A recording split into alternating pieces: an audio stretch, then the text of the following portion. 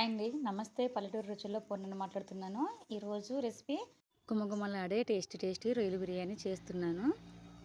ముందుగా అర కేజీ వరకు పచ్చి రొయ్యలను తీసుకొని వాటి పైన తొక్కలు తీసుకొని వాటర్తో 2, 3 సార్లు క్లీన్ చేసుకున్నాక లాస్ట్‌లో ఒకసారి నిమ్మరసం, పసుపు, సాల్ట్ వేసుకొని ఒక 2 నిమిషాలు ఉంచి తర్వాత వాటర్‌తో క్లీన్ చేసుకోవాలి.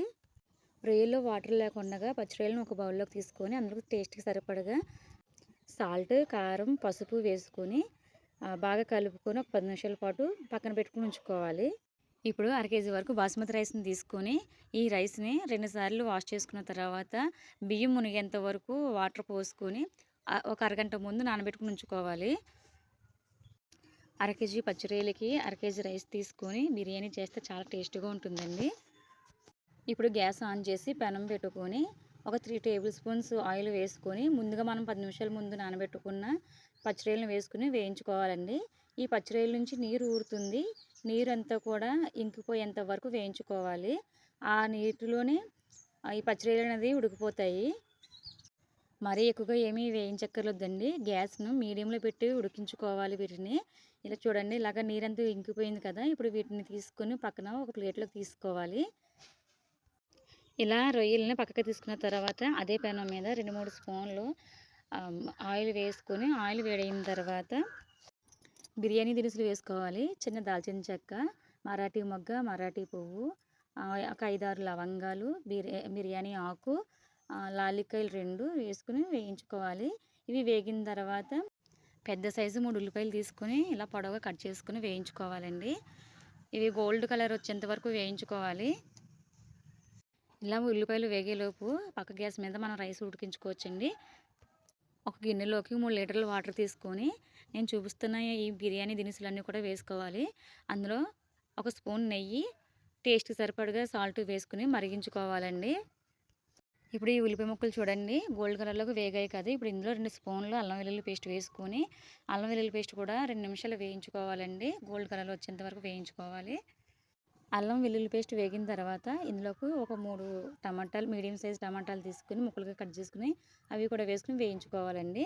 ఇలా మెత్తగా వేగిన తర్వాత ఇందులో 1/2 table spoon salt, 1/2 table spoon కారం, ఒక 1/2 టేబుల్ స్పూన్ ధనియాల పొడి, 1/2 టేబుల్ స్పూన్ గరం మసాలా వేసుకుని మొత్తం అంతా కలిసేలా కలుపుకోవాలి. ఇప్పుడు అలాగే వేయించుకుని పక్కన పెట్టుకున్న పచ్చి రొయ్యలను కూడా వేసుకొని ఒకసారి మొత్తం అంతా కూడా కలుపుకోవాలండి. ఈ మసాలా దినుసులు, ఉప్పు, కారం పచ్చి రొయ్యలకి పట్టేలా కలుపుకోవాలి.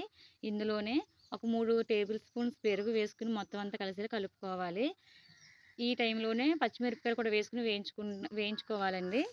2 నిమిషాలు వేయించుకోవాలి. ఇప్పుడు ఇందులోనే కొత్తిమీర, పుదీనా కూడా వేసుకుని వేయించుకోవాలండి.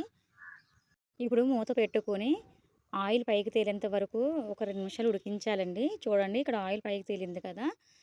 ఒకసారి కలుపుకొని గ్యాస్ ఆఫ్ చేసేయాలండి. గ్యాస్ ఆఫ్ చేసిన తర్వాత ఒక చెక్క నిమ్మరసం పిండుకొని ఒకసారి కలిపి ఈ కర్రీని పక్కన పెట్టుకోవాలి.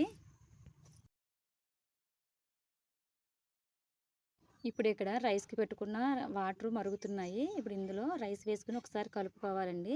ఈ రైస్ అన్నది 70% ఉడికితే చాలండి. చూడండి, నేను ఇక్కడ ఎలా చూపిస్తున్నాను చూడండి. ఇలా ఉడికితే చాలు. ఇప్పుడు ఈ రైస్‌ని వాటర్ లేకుండగా జాలెడు గిన్నెతో తీసుకొని బిర్యానీ చేసుకునే గిన్నెలో ఒక లేయర్‌గా వేసుకోవాలి. ఇలా లేయర్‌గా వేసుకున్న తర్వాత మనం ప్రిపేర్ చేసుకున్న కర్రీని కూడా వేసుకొని ఒక లేయర్ పద్ధతిలో వేసుకోవాలండి. తర్వాత మళ్ళీ రైస్‌ని వేసుకొని లేయర్‌గా పేర్చుకోవాలి. దాని తర్వాత కొంచెం కర్రీని మళ్ళీ తీసుకొని మిగతా కర్రీని మొత్తం వేసేసుకొని లేయర్‌గా పరుచుకోవాలి. ఇప్పుడు ఇందులో కొంచెం కొత్తిమీర, పుదీనా కూడా వేసుకొని తర్వాత మిగతా రైస్‌ని మొత్తం మనం లేయర్‌గా పరుచుకోవాలండి. రైస్‌ని వేసుకున్న తర్వాత కూడా కొద్దిగా కొత్తిమీర, పుదీనా వేసుకోవాలి. ఇప్పుడు లాస్ట్‌లో నెయ్యి వెచ్చబెట్టుకొని నెయ్యిలో ఒక చిటికెడు పసుపు వేసుకొని కలుపుకొని పైన ఇలా వేసుకున్నామంటే అండి బిర్యానీ చాలా టేస్ట్‌గా ఉంటుంది. ఇది ఒక టిప్ అనుకోండి. బిర్యానీ చేసేటప్పుడు ఇలా నెయ్యి వేసుకుంటే చాలా టేస్ట్‌గా ఉంటుందండి. ఇప్పుడు మూత పెట్టుకొని ఒక 5 నిమిషాలు మీడియంలోని ఇంకొక 5 నిమిషాలు స్లిమ్‌లో పెట్టుకొని ఉడికించుకోవాలండి. మొత్తం 10 నిమిషాలండి ఇలా ఉడికించుకోవాలి. ఇది మూత గట్టిగా లేకపోతే ఇలా బరువైంది ఏదైనా పైన పెట్టుకొని ఉడికించుకోవాలి. 10 నిమిషాల తర్వాత గ్యాస్ ఆఫ్ చేసుకొని ఒక 10 నిమిషాల వరకు బిర్యానీ మూత తీయకుండా పక్కన పెట్టుకొని ఉంచుకోవాలండి. చూడండి 10 నిమిషాల తర్వాత మూత తీసి చూసాను. బిర్యానీ చాలా బాగా ఉడికిందండి. ఈ ప్రాన్స్ బిర్యానీని రెస్టారెంట్ స్టైల్లో చేసినట్టుగా మన ఇంట్లోనే చాలా ఈజీగా తయారు చేసుకోవచ్చండి. ఓకే ఫ్రెండ్స్, ఈ వీడియో మీకు నచ్చింది అనుకుంటున్నాను. ఈ వీడియో నచ్చినట్లయితే లైక్ చేసి సబ్స్క్రైబ్ చేసి పక్కనున్న బెల్ ఐకాన్ని క్లిక్ చేయండి. Thank you for watching.